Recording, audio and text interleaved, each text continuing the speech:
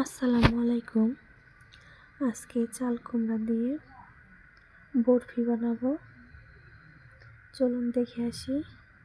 চাল কুমড়াটা কেটে ভালো করে ধুয়ে নিয়েছি। এখন আমি ভুজুরি মেশিন দিয়ে ভুজুরি করে নেব। এটা দিয়ে ভুজুরি করলে অনেক চিকন চিকন হয়, বরফিটা অনেক ভালো সফট হবে। দেখতেই পাচ্ছেন, সবগুলো আমি এভাবে ভুজুরি করে নেব। অনেক পানি উঠেছে, এখন আমি চেপে চেপে সব পানিগুলো ফেলে দেব। পানি দেওয়া যাবে না। চেপা হয়ে গেছে। এখন আমি চুলায় প্যান বসিয়ে দিয়েছি। এখন আমি দিয়ে দিলাম ভুজুরি করে নেওয়া চাল কুমড়াটা, একটু নেড়ে দিচ্ছি। এখন আমি দিয়ে দেব চিনি।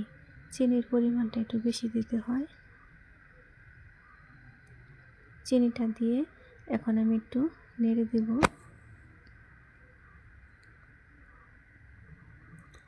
বারে বারে নাড়তে হবে, তা না হলে নিচে লেগে যাবে।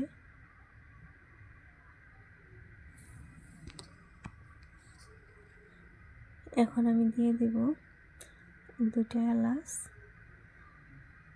2টা তেজপাতা, 2টা দারচিনি,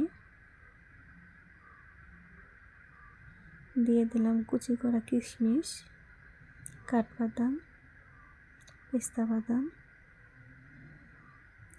এখন আমি ভালো করে মিশিয়ে নেব। এগুলো দিলে খেতে ভীষণ মজা লাগে, সেই জন্য দিয়ে দিলাম।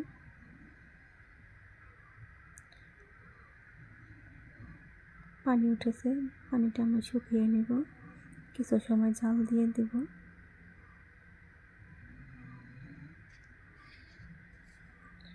এখন আমি দিয়ে দিলাম গুঁড়া দুধ।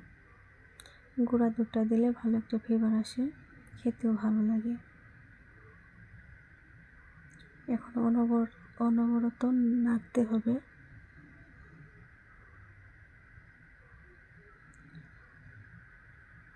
অনেকটা ঘন হয়ে গেছে, পানিটা শুকিয়ে গেছে। এভাবে আমি আর কিছু সময় জাল দিয়ে দেব।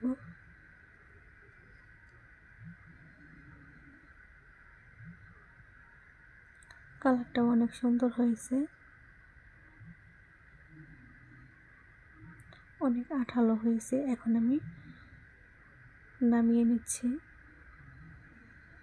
ছুরির সাহায্যে আমি কেটে দিয়েছি, রুটির মতো করে বানিয়ে পরে ছুরি দিয়ে কেটে দিয়েছি।